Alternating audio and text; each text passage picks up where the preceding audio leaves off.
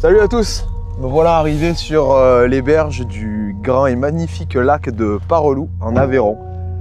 Je vous amène aujourd'hui pêcher les gardons et peut-être quelques brèmes sur une étendue d'eau immense dans un cadre qui est magnifique. On est en automne, les arbres roussissent, le temps est gris. On remarque que c'est comme ça même en été ici, il me semble. Je pense qu'on va prendre quelques poissons, enfin je l'espère. Et ça sera l'occasion pour voir ensemble comment aborder ces grands lacs de barrage en termes de technique de pêche et puis d'approche. Bon, pour le moment là, il fait très froid, il fait 6 degrés avec du vent, je vais aller m'habiller chaudement.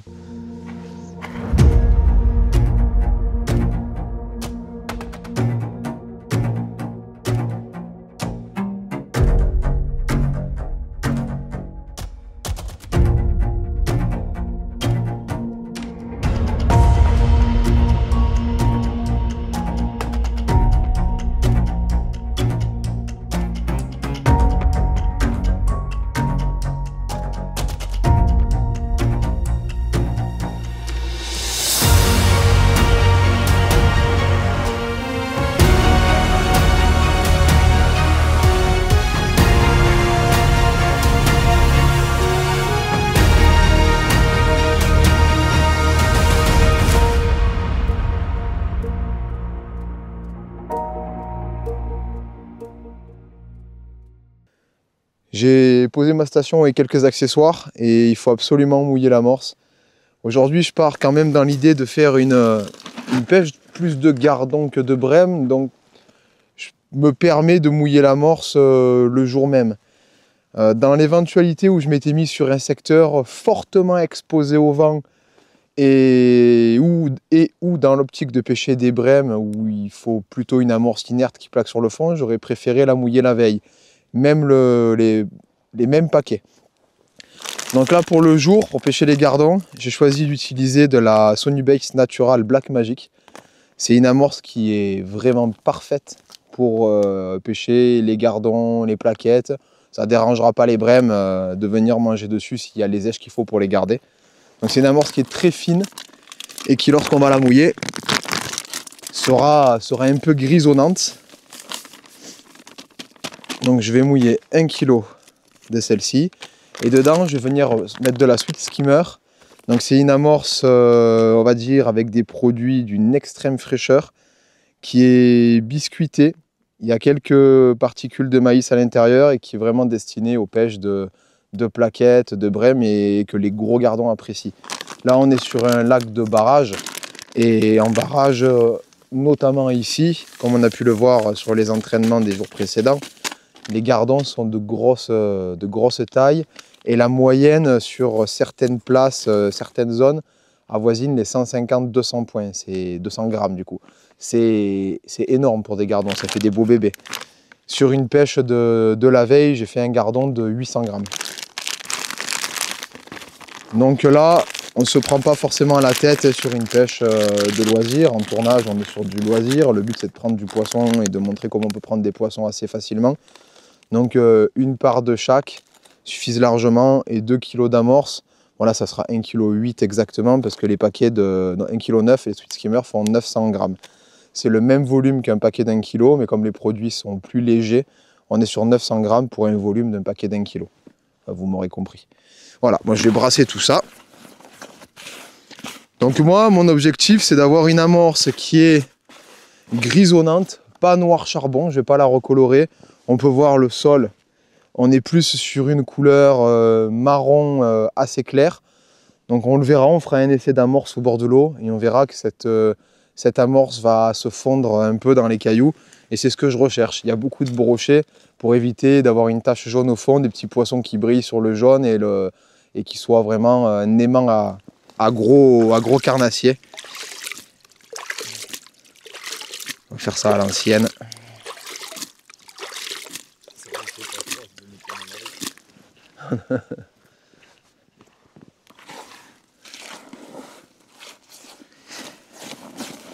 Donc c'est une amorce qu'on peut mouiller assez fort en premier mouillage parce qu'elle va beaucoup boire.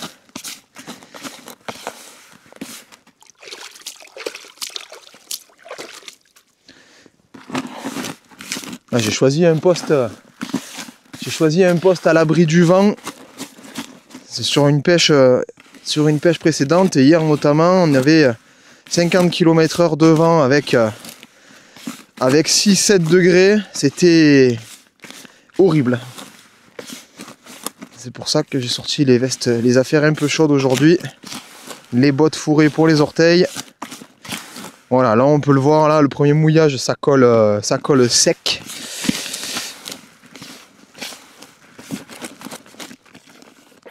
Voilà. Là on peut voir, elle commence à prendre sa couleur de fin, sa couleur définitive.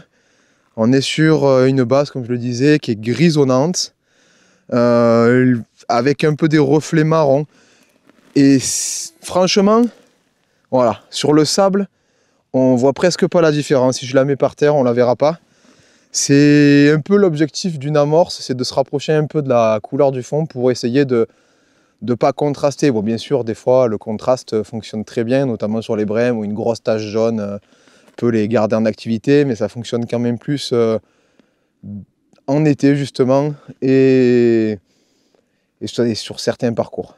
Je préfère garder le jaune, les terres ocre, le lit, toutes ces choses-là au rappel pour faire revenir des poissons et mettre au départ de l'amorce un peu couleur voilà, nature sur mon cou pour éviter d'avoir une grosse tache que je ne pourrais plus enlever en cours de pêche.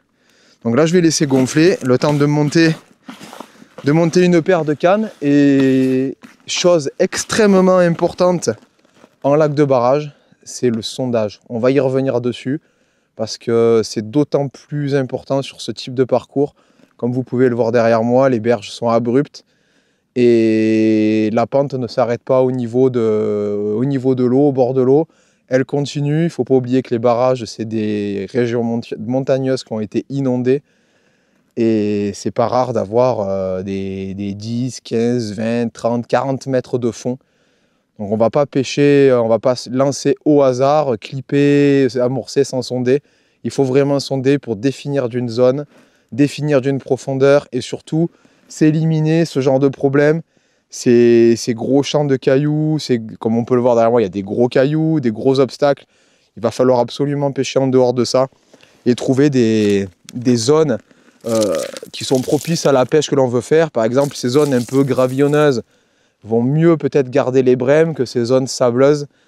Il y a des choses à voir en fonction des saisons, en fonction des parcours. Bon, ça, malheureusement, c'est les entraînements qui le définissent. Mais j'ai la chance d'avoir pêché 2 jours avant aujourd'hui et j'ai pu voir certains petits réglages qui fonctionnent bien. Et on va essayer de les appliquer pour vous présenter une vidéo avec le plus de techniques possible. Bon, je viens de sortir une canne de mon fourreau. J'ai choisi aujourd'hui une Horizon Pro en 3,60 m. Donc une Pro classe qui correspond à une canne de puissance médium. 3,60 m, puissance 60 grammes, donc oui, du médium. J'ai choisi cette longueur et cette puissance tout simplement parce que j'envisage, en fonction de mon sondage bien sûr, de pêcher entre 30 et 40 mètres. C'est 3,60 en médium. On va dire que c'est une canne extrêmement polyvalente avec laquelle on va pouvoir pêcher de 15-20 mètres jusqu'à 60 mètres. Avec des feeders de 30 grammes, on va dire médium large à 40 grammes small médium. On est sur une pêche de gardon et pour sonder dans tous les cas j'utilise de la tresse. Donc ma première et seule canne que je vais monter pour ce début de pêche, ça sera donc cette canne là avec un petit moulinet, un HX Pro en taille 4000 qui équilibre parfaitement une canne médium en 3,60 que j'ai rempli avec de la tresse en 8 centièmes. Dessus j'ai fait une tête de ligne de environ 1,10 m, 1,20 m, je fais une brassée, je ne me prends pas la tête avec ça. Et j'ai réalisé un montage à plat classique. Donc c'est un émerillon agrafe entre 2 stop flottes en coulissant en inline avec le filament qui sort du moulinet. Voilà. On verra ça plus en détail. Le montage à plat classique, je pense que maintenant tout le monde le connaît. Ce que je vais faire avec cette canne-là, je vais y mettre un dinette, un feeder, peu importe, un plomb pour aller sonder et on va voir ensemble comment je définis ma distance de pêche. Je vais prendre un plomb de sondage. Donc en l'occurrence, il me faudrait environ 30 grammes que j'ai ici. Pour le sondage en lac de barrage, il faut y aller progressivement. Donc comme on voit, les berges, elles descendent. Donc forcément, plus on va aller loin, plus ça descend. À un moment donné, ça s'arrête et ça remonte de l'autre côté. Bon, je pense que là, sur un lac comme ça, on est juste sur un bras du lac, hein, mais même sur le bras, on est à 300, 400 mètres de... C'est même plus, je ne me rends pas compte de largeur. On n'ira pas pêcher le milieu, mais il se peut qu'on soit sur certains parcours en présence d'un lit de rivière qui passe à proximité de pêche. Et dans ce cas-là, on va aller chercher ce lit de rivière, la zone la plus profonde. Là, sur un lac de barrage, je vais chercher une profondeur qui correspond à mes attentes et une zone, un fond qui correspond également à ce que je recherche. Un endroit où je vais pouvoir pêcher en dehors des cailloux, un endroit où je vais pouvoir poser mon feeder sans casser, m'accrocher et puis où je vais être certain que les poissons restent. Donc, ce qu'il faut savoir en lac de barrage, c'est que les poissons évoluent dans les couches d'eau en fonction des saisons, de la température de l'eau, des courants. Là, je suis sur une zone à l'abri. J'ai choisi volontairement cette zone à l'abri. C'est pas forcément bon pour la pêche parce que les poissons aiment bien quand il y a du courant, mais quand il y en a trop, ça devient un peu compliqué pour faire une pêche régulière parce que les poissons ont tendance à partir dans le courant et au feeder, contrairement à la canne où on pêche sur place. Il va falloir pêcher à droite, à gauche. Il va falloir essayer de suivre les poissons. C'est un peu plus dur. Là, cette zone à l'abri, je vais essayer de trouver une profondeur qui me convient. Les poissons, hier, avant-hier, étaient dans, on va dire, entre 15 et 21 secondes de fond avec 30 grammes. Donc ce qui va, on va dire qu'il va y avoir à peu près 10 mètres de fond. On va chercher à peu près 10 mètres de fond. Ils ne se sont jamais rapprochés plus près dans 8, 9 secondes. Ils ne sont jamais montés. Ils sont restés vraiment dans ces zones un peu plus profondes. Donc moi, ce que je vais faire, je vais sonder progressivement. On va le faire de suite. Là, hop, 1, 2, 3, 4, 5. 5 secondes. Donc c'est pas bon. Je vais chercher la zone qui me convient. 1, 2, 3, 4, 5, 6, 7, 8, 9, 10, 11, 12. Déjà, j'ai 12 secondes. On voit la différence qu'il y a entre mes deux lancers. Essayez de trouver au moins 15. Donc là, vous voyez, j'ai rendu un peu de fil. J'ai reclippé. Tout l'intérêt du sondage, c'est de clipper proprement et d'accompagner le plomb au-dessus de l'eau pour pouvoir avoir des mesures régulières et précises.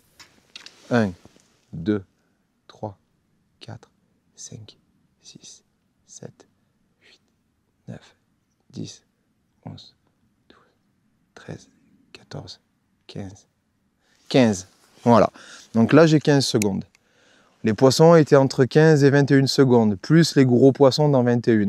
15, ça va être suffisant pour pêcher les gardons. Ce qu'il faut faire maintenant que j'ai trouvé 15 secondes, c'est ramener doucement mon plomb. Voilà, là j'étais, à mon clip, j'étais sur une bande de sable. Et là, je suis sur du petit caillou. Ça glisse, comme on peut le voir. Ça accroche pas. Ça tressaute. Donc c'est plutôt une zone positive pour la pêche.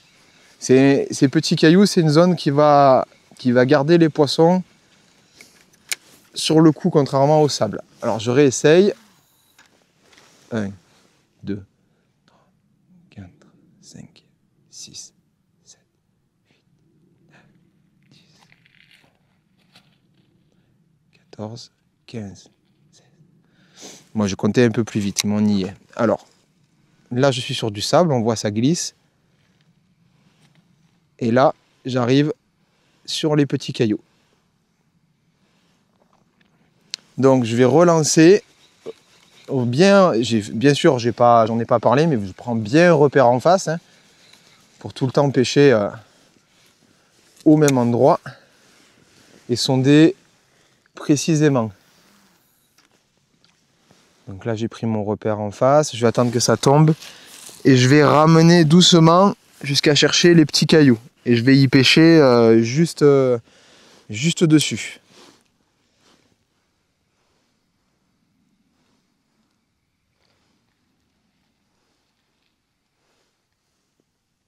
Là. Là. Alors ce que je fais, c'est quand je suis arrivé sur les petits cailloux, je clip. Je vais vérifier la profondeur que j'ai, parce que j'ai ramené vers moi. Voir si j'ai pas trop perdu de profondeur, sinon je rallonge. Et pour aller chercher une autre bande de cailloux. 1, 2, 3, 4,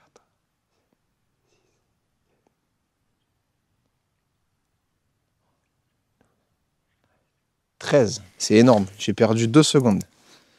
Donc je vais déclipper.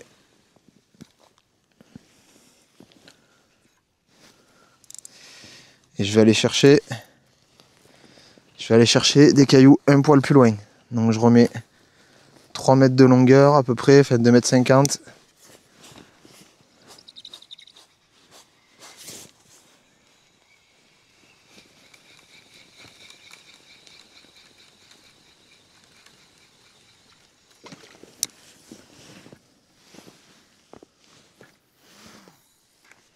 Un.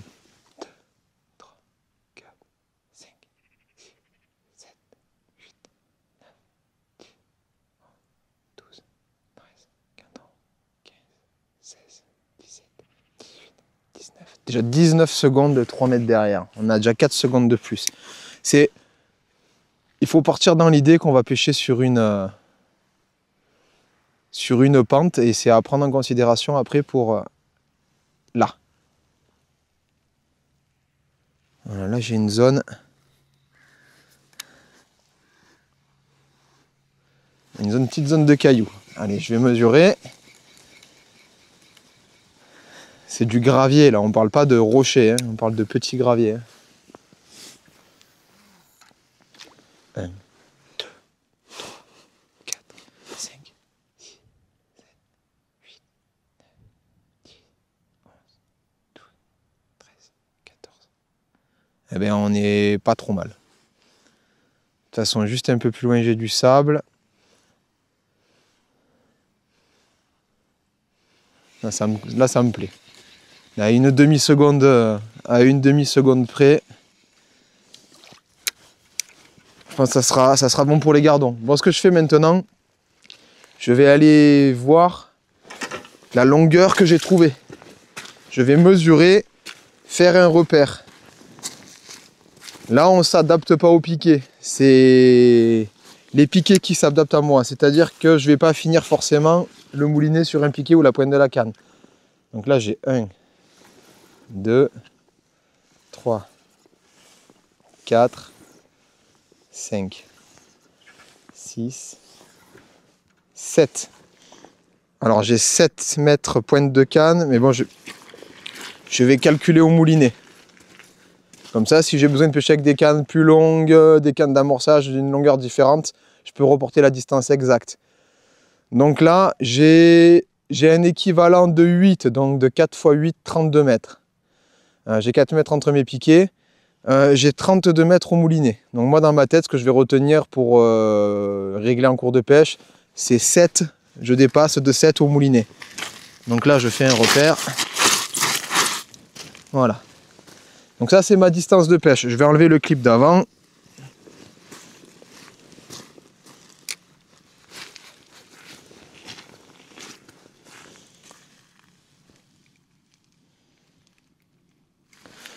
Voilà, ma distance de pêche, elle est définie. Ma canne est prête.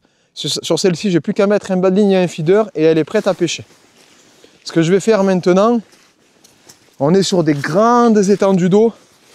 Je ne vais pas attaquer à pêcher directement avec juste mon feeder et me dire bon, les poissons, on va les appeler au fur et à mesure. Non, je vais monter une canne d'amorçage, mettre un gros feeder et on mettra des patates au départ pour créer une zone, vraiment une belle zone d'appel et espérer faire entrer les poissons plus vite. Comme j'espère que vous le verrez, les gardons sont bien dodus et quand il y en a vraiment beaucoup sur le coup, ça doit être de vrais aspirateurs.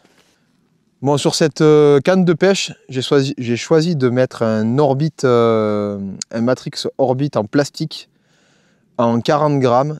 Le poids par rapport, on va dire, au courant, à la pêche est un peu surdimensionné.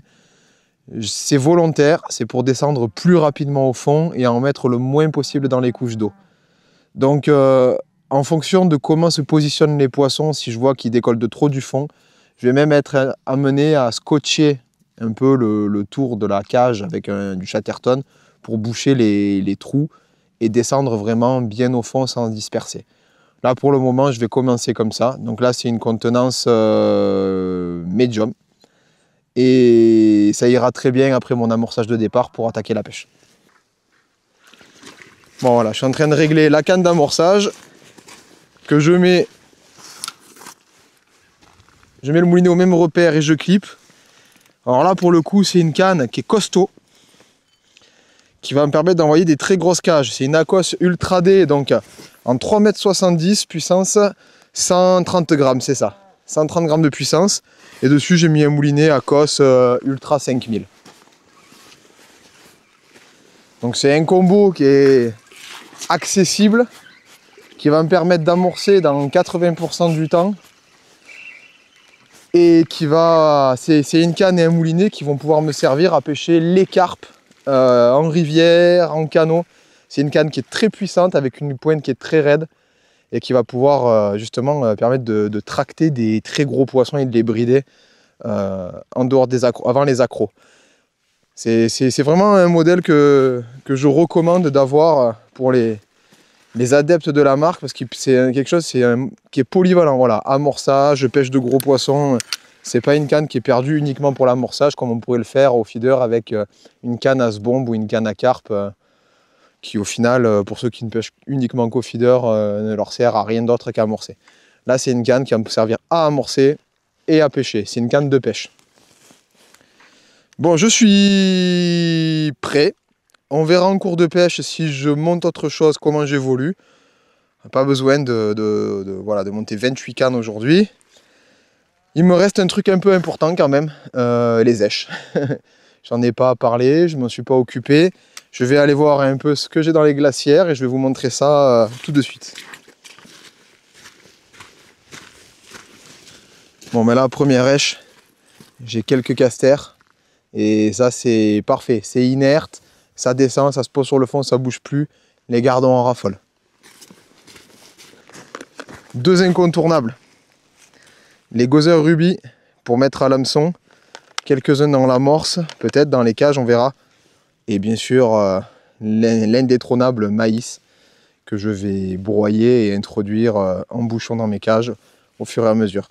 Un aimant à gardon. Autre indispensable des lacs de barrage, les dendros, les vers à couper pour introduire dans les cages à l'amorçage et courant la pêche. C'est une obligation d'avoir ces vers. On ne peut pas s'en passer. C'est pour faire vraiment de belles pêches indispensables. Et bien sûr avec les baby terreaux, les tout petits terreaux ou les petits dendros qu'on va venir mettre sur l'hameçon. Par 1, 2, 3 en fonction des poissons qu'on recherche. On va les mettre sur la tablette. Un autre indispensable pour l'amorçage, l'amorce de rappel et mettre à l'hameçon, les asticots morts. Donc encore une fois inertes et ils permettent de descendre au fond sans en étaler dans toute la couche d'eau. Le poisson recherché aujourd'hui c'est le gardon. S'ils se mettent un peu dans toutes les couches d'eau, je m'en fous, je les pêcherai à la descente. Mais si on vient à cibler les plus gros poissons comme les brèmes, etc., on favorisera ce type d'amorçage-là, ce type d'èche dans l'amorce de fond. Je dis que je m'en fous un peu, mais c'est quand même plus facile au feeder de prendre les poissons sur le fond qu'entre deux eaux. Et ça, je vous le présente, mais c'est parce qu'il m'en restait des 2 jours passés. C'est du fouillis, pas du tout indispensable en lac de barrage. même inutile en loisir et lorsqu'on pêche seul sur ce type de parcours. Je l'ai. Je ne vais pas le ramener à la maison pour congeler, il me reste un 8e. J'en mettrai un peu dans les cages uniquement s'il n'y a pas de touche pour vous montrer quand même quelques gardons du lac. Mais voilà, je l'ai, mais ne vous tracassez pas si vous n'en avez pas, c'est pas grave. Bon, on va passer à la préparation de l'amorçage. Alors pour préparer l'amorçage, déjà il faut de l'amorce.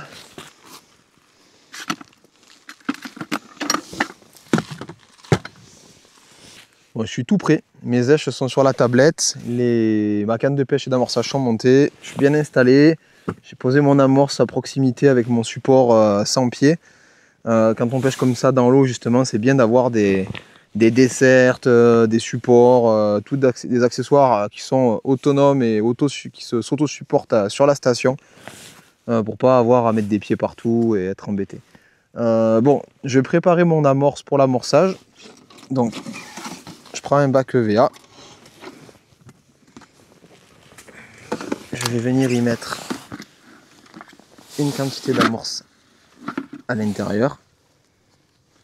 Voilà. Je vais la recouvrir parce qu'on a un temps qui est un peu particulier aujourd'hui.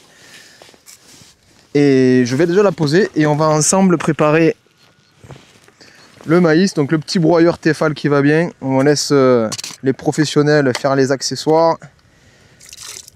Jamais été embêté avec celui-ci. Là, on va pas y aller par 4 chemins. Le jus, j'aurais très bien pu le récupérer au moment du mouillage de l'amorce, c'est vrai. Ça fait un peu de laitance, un petit nuage blanc dans l'eau qui ne déplaît pas aux poissons. C'est ce qu'apporte aussi le maïs broyé. Le maïs broyé, quand il arrive au fond en bouchon, quand il se libère, ça fait une petite tache blanche qui attire la curiosité des poissons. Donc je vais y aller tranquille. Prends soin du matos.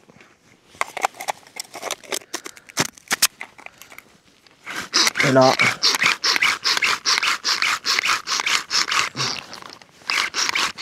on y va. Alors en fonction des parcours et des poissons, on va le mixer plus ou moins. Voilà, donc là on a une granulométrie de maïs broyé qui correspond à peu près à ce que je recherche. C'est pas de la soupe, c'est pas de la patouille, c'est coupé en petits morceaux et on peut voir qu'il y a voilà, des petits, c'est divisé, les maïs sont divisés en 6, 8, enfin je sais pas en combien, mais voilà, ils sont broyés et ça laisse de la particule au fond. Donc je vais mettre la dernière partie, j'ai déjà l'isolé ça, pour pas les remixer. Alors bien sûr j'ai mis tous mes bacs EVA là.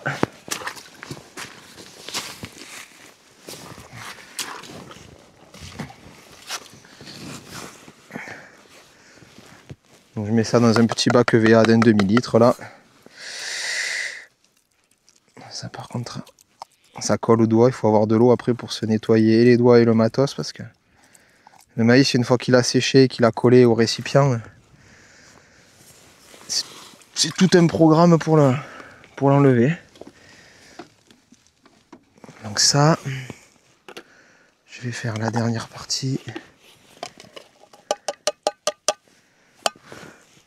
J'ai encore des boîtes de maïs dans la voiture, hein, si ça dégénère.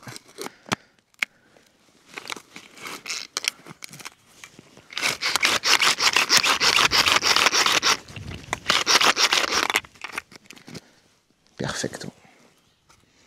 Voilà, là on voit bien la granulométrie là.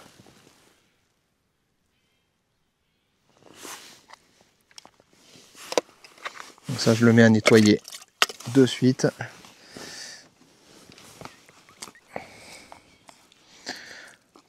Alors le maïs, moi je pense avoir été dans les prémices de son utilisation il y a de nombreuses années maintenant. On l'a montré beaucoup lors de nos vidéos que je l'utilisais sur quasiment toutes les pêches. Et je me suis rendu compte avec le temps que c'était pas forcément bon de l'introduire directement dans l'amorce et de le mélanger à la masse de l'amorce, notamment en été quand l'amorce a tendance à sécher dans son petit bac ou dans le seau derrière en général. Et vous en ferez le constat en fin de pêche pour ceux qui le mélangent dans la totalité de l'amorce, c'est que quand on jette son amorce à l'eau, il y a des peaux qui ont séché, quelques particules qui ont séché, qui ont tendance à flotter et à dériver. Donc je me suis rendu compte que j'avais de bien meilleurs résultats à l'utiliser comme ça, le laisser bien mouillé dans son ensemble et l'introduire au fur et à mesure, que de le mélanger dans la masse d'amorce. Voilà, vous ferez le constat par vous-même si ça vous en dit. Bon, ça c'est propre. On va le faire sécher sous la pluie.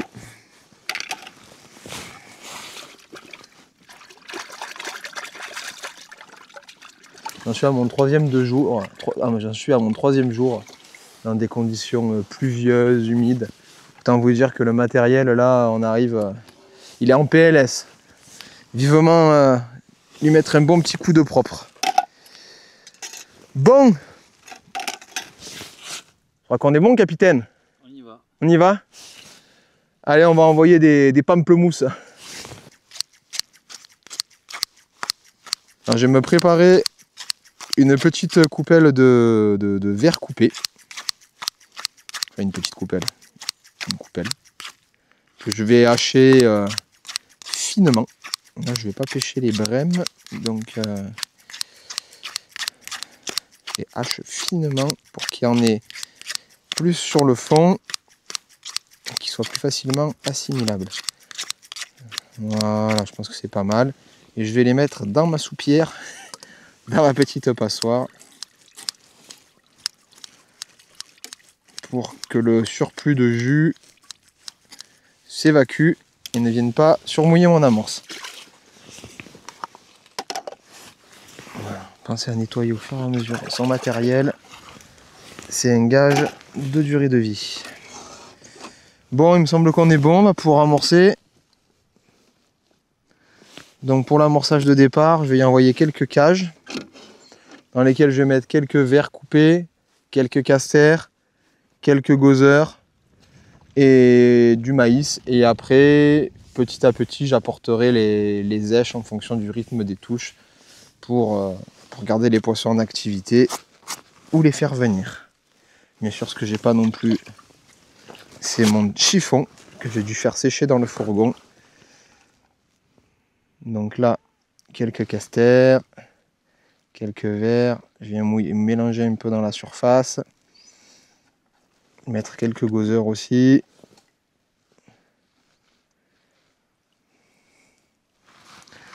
Et le maïs, je le mettrai après. Donc je serre bien mon amorce dans la cage pour qu'elle descende bien jusqu'au fond. Je vise bien mon repère. Et ça y va. Donc je fais attention quand je clip à pas envoyer la canne trop loin derrière. C'est le problème, dès que ça touche la surface et que ça descend, les particules vont se poser derrière, le feeder va revenir en descendant forcément, et les particules vont tomber un peu dans la couche d'eau. Là, depuis que j'ai lancé, je descends encore, voilà, là j'y suis. Donc on a toujours comme d'habitude, on garde, là pour le coup non, en barrage, on garde un peu sa canne en haut avant de clipper, pour que le feeder tombe un peu avant la zone vraiment tendue du clip, pour faire descendre un peu plus rapidement, plus droit. Il faut vraiment venir poser l'amorce sur une zone précise. Et avant que ça touche le fond, mais bien sûr la canne sur le support, pour vraiment empêcher précisément au bon endroit. Là je suis au fond, j'attends un petit peu, je ne suis pas contraint par 10 minutes d'amorçage. L'objectif c'est que l'amorce soit vraiment là, et que je sache où je pêche. Comme on a pu le voir, 2 mètres avant, mais il y a 1 mètre de fond de moins, et 2 mètres après, il y en a un de plus, à peu près. Hein. Donc, en fonction de où on pose ces èches, on n'aura pas les poissons ou on va les perdre très rapidement. Voilà, je mets des grands coups de savate dans la tête du feeder pour tout évacuer avant de revenir. Voilà. J'essaye de me protéger là j'ai mis du maïs, de me protéger un peu de la pluie en même temps. Pas toujours évident de faire des vidéos sous la pluie.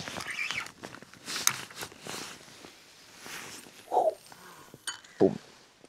Voilà, là j'ai gardé la canne un peu haute. Et là je pose.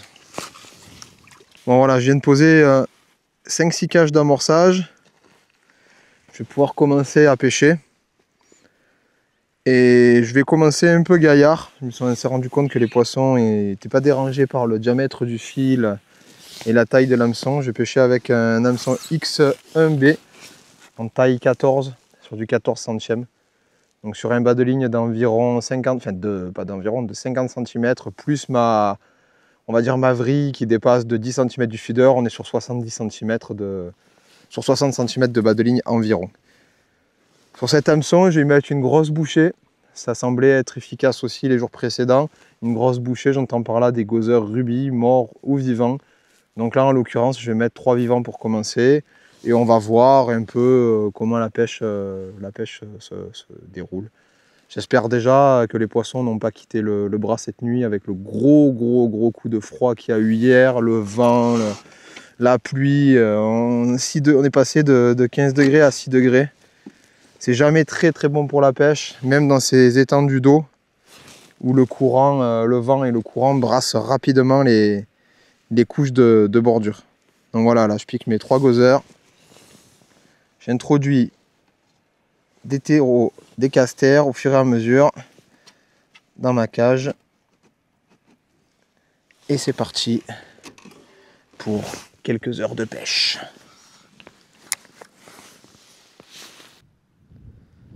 Donc au départ de la pêche, je vais mettre du rythme. Je ne vais pas attendre 5 minutes avant de relancer. Je vais essayer de tout le temps avoir des particules qui tombent sur le fond pour essayer d'attirer l'attention des poissons.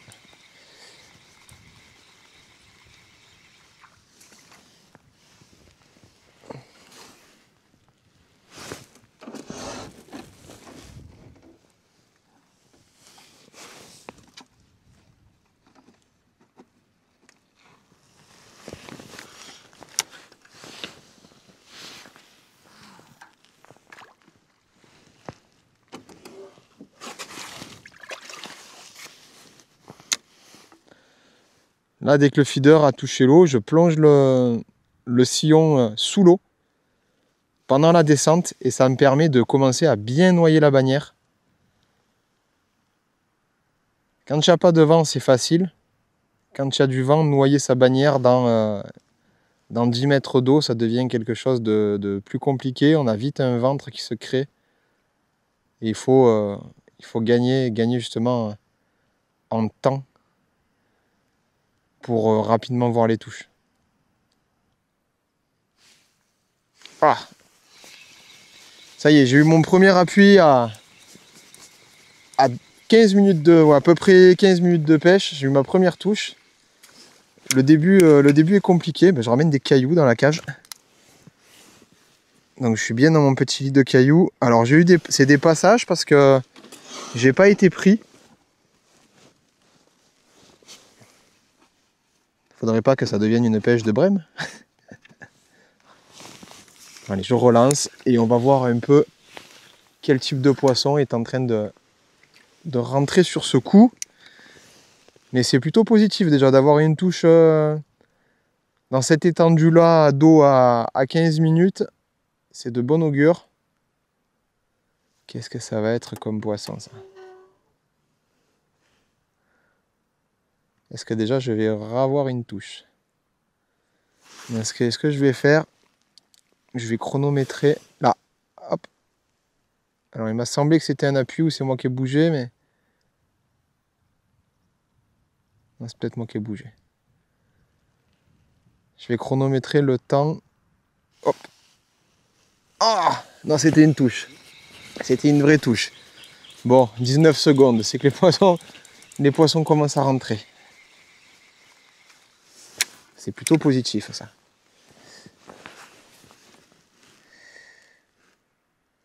Allez, ça part de là. Comme on peut le voir, c'est des vrais... Putain, froid au doigt, j'arrive pas rien à attraper. C'est des vraies touches.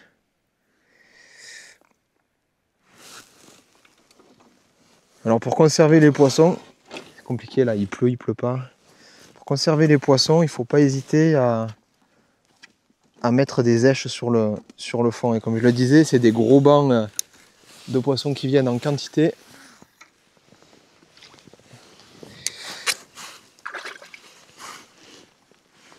Allez, on va voir. On va voir quand j'ai tendu la bannière, comment ça se passe sur le sillon. Allez, là, ça a coulé. Là, je mets un tour de manivelle, je laisse tendre. Je mets un tour de manivelle, je laisse tendre. Je mets un tour de manivelle, hop. Voilà. Hop. Voilà. C'est parti. C'est parti, mon kiki. Ah, ça sent le gardon, ça.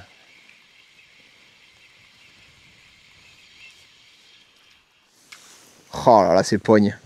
Ça, c'est des poissons, ça. Des vrais gardons. Et encore, celui-ci, c'est un bébé. Bon, mais ça part de là.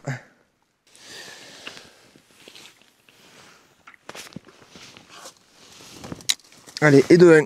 Je le marque sur le compteur.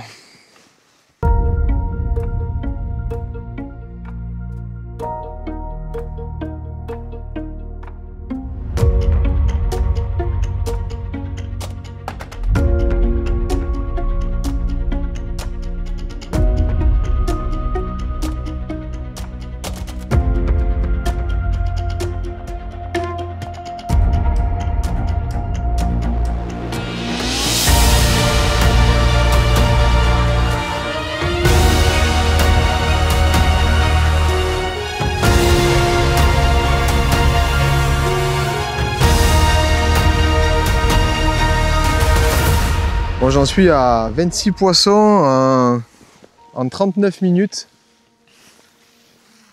Et là, les poissons sont en train de changer de couche d'eau. À force de rappeler, de pêcher avec ma cage classique grillagée, les poissons remontent dans les particules. On va voir comment on fait pour les pêcher entre deux eaux. Donc dès le prochain lancer, on va regarder ça ensemble plus en détail. Quand je veux dire les pêcher entre deux eaux, c'est-à-dire les pêcher à la descente.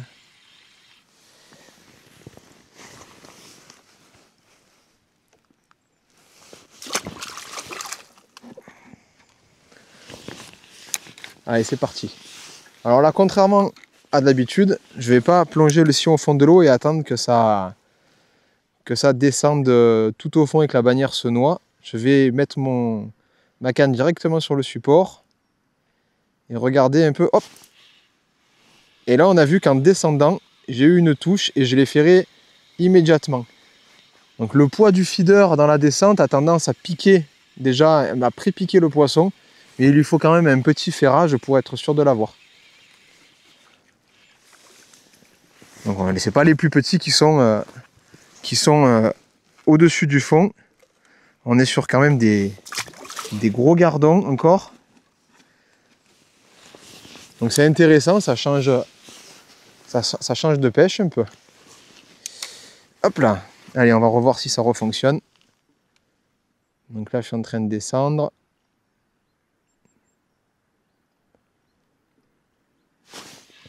Et hop là. Juste avant d'arriver au-dessus du fond, les poissons sont là. Ah, celui-là, je le perds. C'est pas bien grave.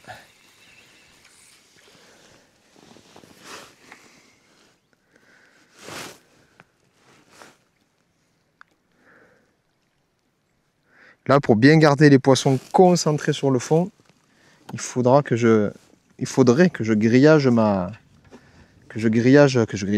ferme ma cage grillagée, ou que je pêche avec une cage dite window feeder, complètement fermée avec juste une fenêtre. Je vais charger mes èches dedans et fermer avec un bouchon. Là, pour le coup, c'est l'occasion de voir des pêches différentes.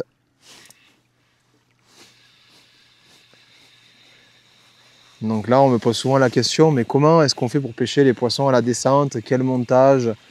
Et en fait, quand les poissons sont entre deux eaux et en ombre, un montage à plat va très bien. Et hop là, il repart à l'eau. Il a gagné. Un montage à plat va très bien et ça permet d'être très réactif au ferrage. En fait, le montage à plat, c'est le montage magique qui va partout. Ouais.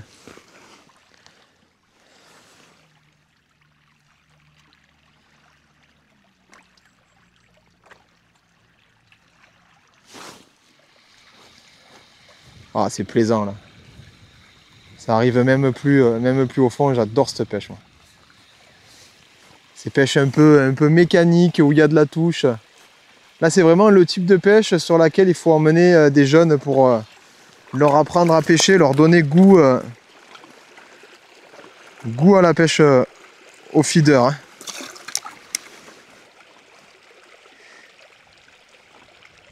Il n'y a pas d'attente. Encore faut-il tomber sur les bonnes zones. Là, la zone a été amorcée 2 jours d'affilée, donc c'est une chance. Mais ces bancs de poissons, quand on est dedans, même sans pré-amorçage, les poissons sont là. Hein. Les poissons sont là et en nombre. C'est la magie des lacs de barrage. Oh, là, je l'ai raté. Je vais essayer de laisser descendre un peu. Hop. On a vu, j'y ai mis 1 mètre de ferrage. Ça a repris la descente et un poisson a repris de suite. Le banc de poissons s'est positionné au-dessus du fond, c'est incroyable. Oh, il s'est dépogné. Oh là là. Ils ont des couleurs, ils sont splendides. Ça, c'est un petit encore.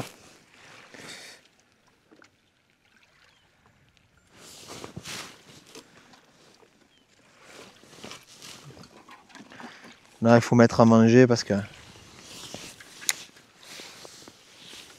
si je ne mets pas à manger, autant vous dire que les poissons vont pas rester bien longtemps.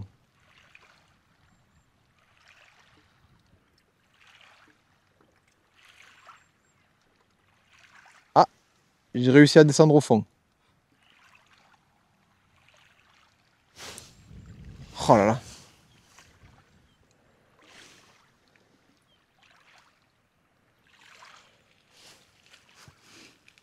Oh non, ça c'est pas. C'est des touches, mais c'est pas des. J'ai l'impression que ça passe dans le fil là. Oh là là là là. Ils sont tout fous. Et bien justement, ce qu'on va faire, c'est qu'on va essayer de plus rien mettre. On va essayer de. Là, je suis à 45 minutes de pêche, j'ai 31 poissons. Je vais essayer de ne plus rien mettre sur le coup et on va voir comment ça évolue. Je vais éteindre le chrono. Je le redémarre. Voir combien de temps je peux tenir sans mettre à manger. C'est-à-dire que je vais lancer à vide jusqu'à voir l'évolution de la pêche.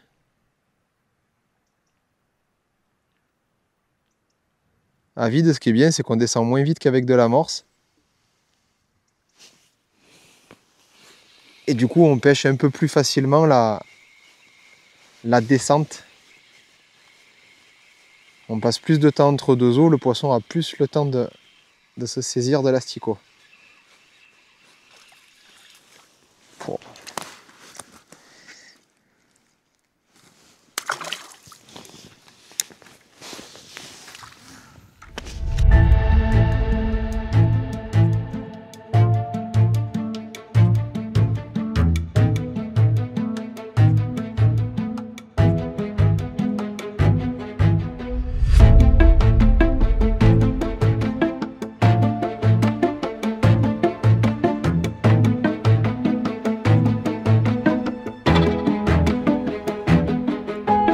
On sent la différence. 4 minutes sans rappeler, sans mettre une cage, malgré la quantité de poissons.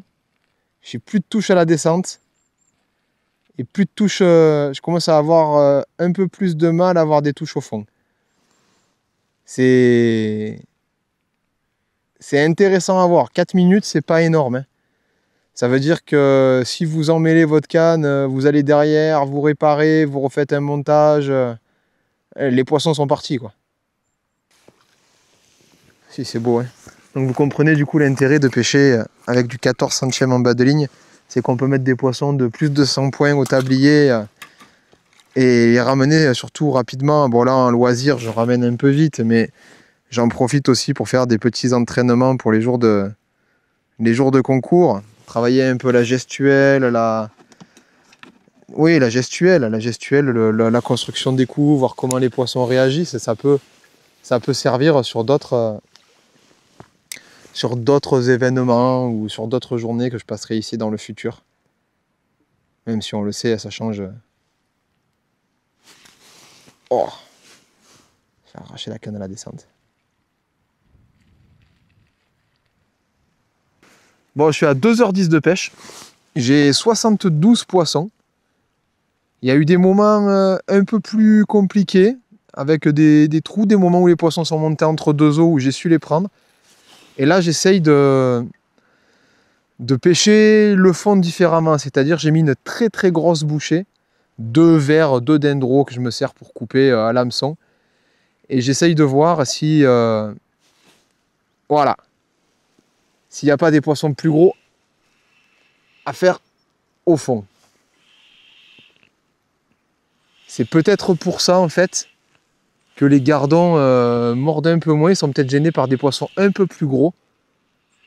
Et c'est peut-être aussi pour ça qu'ils ont décollé.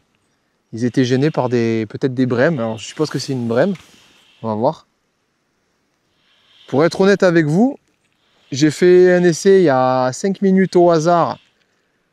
J'ai cassé mon bas de ligne parce que bon, le poisson était... je l'ai pris sur le bas de ligne qui m'a permis de faire 70 gardons. Donc c'est... Ah non, mais... Waouh! C'est pas une brème, les gars. Regardez. Waouh! Waouh! C'est pour ça que j'ai coupé la première fois. Ouais! Oh, ça c'est beau ça. Oh, tu m'étonnes que les gardons ils désertent le coup. Ça c'est une zébrée comme on les aime. Moi, je suis content. Tu m'étonnes. Aïe! Et en fait, elle a mon autre hameçon dans la bouche. On voit qu'elle a mes terreaux au fond de la gueule et elle a mon autre hameçon dans la bouche. Donc en fait, c'est ça. C'est ça qui était sur le coup et qui m'empêchait de... qui m'embêtait. Et on voit, elle a des... Ah non, ouais, si c'est des œufs. Allez, je vais essayer de la dégorger. Bon, ça, je la remets pas à l'eau sur le coup parce qu'elle va y retourner. Ah ouais, elle a mon autre hameçon. Je vais essayer de lui enlever gentiment.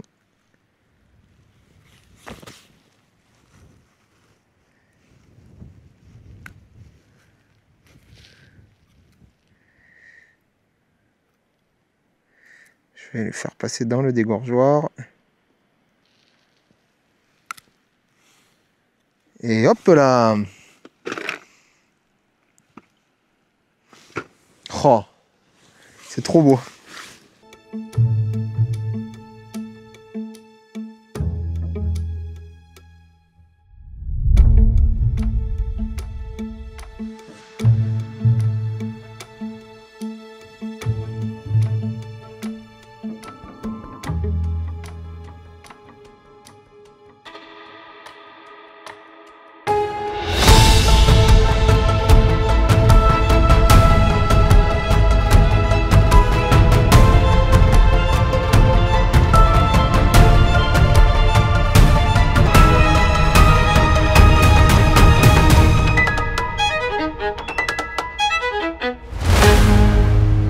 Bon voilà, on arrive au terme de 4 heures, un petit 4h30 de pêche.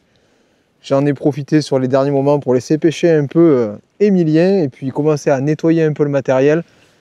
Ça a été une partie de pêche exceptionnelle. Vous avez pu le voir dans les images. Il y a eu énormément de poissons et j'ai pris énormément de plaisir à pêcher sur ce bras du lac de Parlou, au cœur de l'Aveyron. C'est vraiment un parcours qui est... incroyable. Si vous avez des amis à qui vous voulez faire découvrir la pêche ou des enfants que vous voulez initier ou à qui donner le virus, n'hésitez pas à les amener ici sur ce genre de parcours, sur ce lac, pour leur donner vraiment envie et goût à la pêche. Un poisson, une touche du moins à chaque lancer, ça a été incroyable. Il n'y a pas eu beaucoup de moments compliqués. J'ai fait une pêche très très simple au final, avec une canne, un moulinet, un montage, un feeder. J'ai changé 3 fois de bas de ligne à cause d'un poisson qui m'a coupé le bas de ligne, d'un bas de ligne usé à force de décrocher avec le dégorgeoir, mais tout est très bien passé. Et vous allez le voir, je vais sortir la bourriche, on va quand même regarder ensemble le résultat de cette partie de pêche. Je le fais pas souvent, on met rarement les bourriches ou alors on les retourne directement dans l'eau. Mais là, le temps le permet, il fait frais, c'est humide. On va rester au bord de l'eau et on va regarder ces poissons qui sont incroyables. J'ai fini avec 136 poissons au compteur. C'est exceptionnel, avec une grosse moyenne. Je pense avoir un gros poids dans la bourriche et avoir du mal à la ramener sur le bord, mais c'est que du bonheur. J'espère que vous avez apprécié vous aussi cette partie de pêche. Allez, on sort les poissons de l'eau et puis après je vous dirai un petit au revoir. Bon voilà, je viens de mettre les poissons dans l'eau. Le résultat de cette partie de pêche, il doit y avoir au bas mot 30 kg de poissons au total. C'est incroyable. Ces poissons, comme ils sont magnifiques. Il y a des gardons de 100 points. Il y en a de 350 points, 300 points. Il y a une énorme moyenne. C'est vraiment un plaisir de faire ce style de pêche. Je me suis régalé. Oh, celui-là. Et ce poisson, on en parle. Un poisson énorme. Allez, je le remets à l'eau.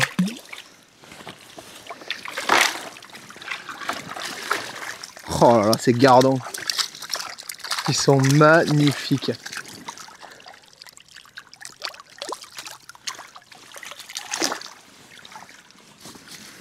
Ils sont vifs, hein. Allez les copains, on se reverra une autre fois.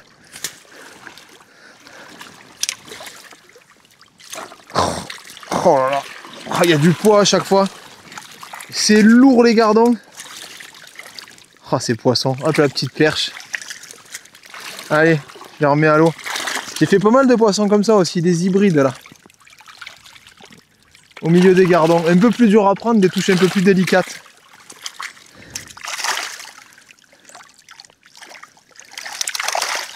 Oh cette pêche. Et voilà. Tout le monde est reparti. Ah bah lui il veut aller sur la berge. Allez file. Tout le monde est reparti en bonne santé. J'espère que cette vidéo vous aura plu et vous aura appris 2-3 petits tips pour aborder les pêches en lac de barrage et notamment les gardons. Moi je me suis éclaté et on se retrouve de toute façon très bientôt pour de nouvelles aventures. Au revoir.